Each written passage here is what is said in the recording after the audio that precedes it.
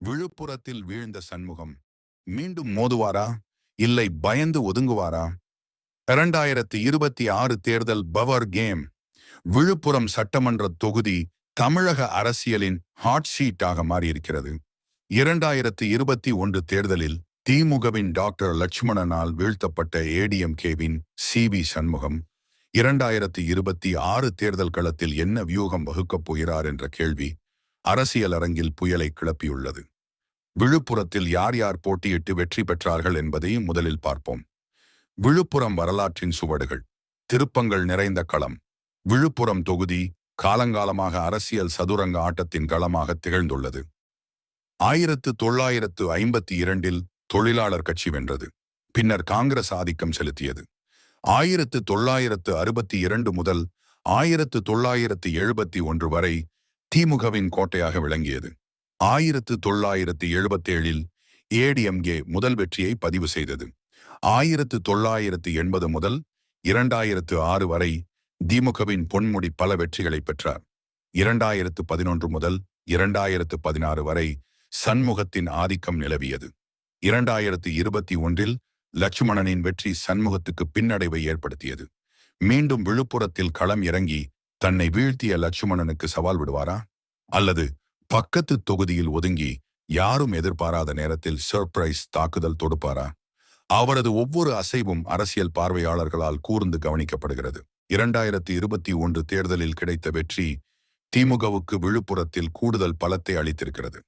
இந்த சூழலில் அதிமுக தனது செல்வாக்கை மீண்டும் நிலைநாட்ட வேண்டிய கட்டாயத்தில் உள்ளது. சி.வி. சண்முகத்தின் முடிவு ஏடிஎம்கேவின் தேர்தல் வியூகத்தின் முக்கிய அங்கமாக இருக்கும். அவர் எடுக்கும் ரிஸ்க் கட்சியின் வெற்றி வாய்ப்புகளை தீர்மானிக்கும்.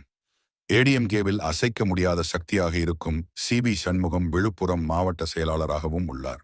வன்னியர்கள் மத்தியில் வடக்கு மண்டல தளபதியாக திகழ்கிறார். ராஜ்யசபா உறுப்பினராகவும் உள்ளார். எந்த விஷயத்தையும் துணிச்சலாக பேசக்கூடியவர், பின்வாங்க மாட்டார். இவர் வருகிற தேர்தலில் மயிலம் தொகுதியில் போட்டியிட ஆயத்த பணி செய்வதாகவும், ராஜ்யசபா உறுப்பினர் நிதியை அதிகப்படியாக செலவு செய்தாலும் பூத் கமிட்டி, தீபாவளி, பொங்கலுக்கு எல்லாம் தொண்டர்களுக்கு வாரி வழங்கியிருக்கிறாராம். அம்மா பிறந்த நாளில் பல்வேறு நலத்திட்ட உதவிகளை வழங்கி மக்கள் மனதில் இடம் பிடித்திருக்கிறார். சி.வி. சண்முகம் விழுப்புரத்தில் நிற்க வேண்டும் என்பது அவர் குறிக்கோள். ஆனால் அவரது அண்ணன் சி.வி. ராதாகிருஷ்ணன் மயிலத்தில் போட்டியிடலாம் என வற்புறுத்துகிறாராம். விழுப்புரத்தில் தோல்வி கண்ட நாம் மயில தொகுதியில் போட்டியிட்டால் தோல்வி பயத்தில் சி.வி. சண்முகம் தொகுதி மாறினார் என பத்திரிகையில் செய்தி வெளியிடுவார்கள். இதனால் அரசியல் இமேஜ் பாதிப்படையும். விழுப்புரத்தில் மீண்டும் போட்டியிடலாம் என ஒருபுறம் யோசனைகளும் இருக்கின்றன. விழுப்புரத்தில் தோல்வி கண்ட பொன்முடி திருக்கோவிலூர் தொகுதிக்கு மாறிய போது பயந்து கொண்டு தொகுதி மாறிவிட்டார் என அப்போது அதிமுக தரப்பில் விமர்சனம் செய்யப்பட்டது. இப்போது பயந்து கொண்டு சி.வி. சண்முகம் தொகுதி மாறிவிட்டார் என திமுகவினர் கிண்டல் செய்யும் நோக்கில் அமைந்துவிடும். அரசியல் எதிர்காலம் சி.வி. சண்முகத்துக்கு கேள்விக்குறியாகும் என அரசியல் விமர்சகர்கள் கூறுகின்றனர்.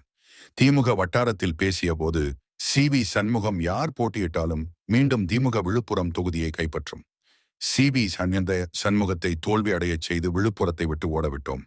அவர் விழுப்புரத்தில் மீண்டும் போட்டியிட்டால் தோல்வி அடைந்து விடுவோம் என்ற பயத்தில் விழுப்புரத்தில் வருகிற தேர்தலில் போட்டியிட மாட்டார். அப்படியே போட்டியிட்டால் அவரை மண்ணை கவ்வச் செய்வோம். லட்சுமணனுக்கு அவர் சமுதாயத்து வன்னியர்கள் ஓட்டு அப்படியே கிடைக்கும். அதனால் அவர் வெற்றி உறுதியாகிவிடும். இப்போது நடைபெற்ற மாவட்ட செயலர் கூட்டத்தில் விழுப்புரம், வானூர் தொகுதியையும் வெற்றி பெற செய்வது எனது கடமை என முதலமைச்சர் சொல்லிவிட்டு வந்திருக்கிறார். அதுபோல் கண்டிப்பாக வெற்றி பெறுவோம் என திமுகவினர் கூறினர். ஆக மொத்தம் விழுப்புரத்தில் சி.வி. சண்முகம் போட்டியிடுவாரா, போட்டியிட மாட்டாரா, பயந்து தொகுதி மாறுவாரா என்ற பேச்சுதான் இப்போது விழுப்புரத்தில் ஹாட் டாபிக்காக உள்ளது. காலம்தான் பதில் சொல்லும்.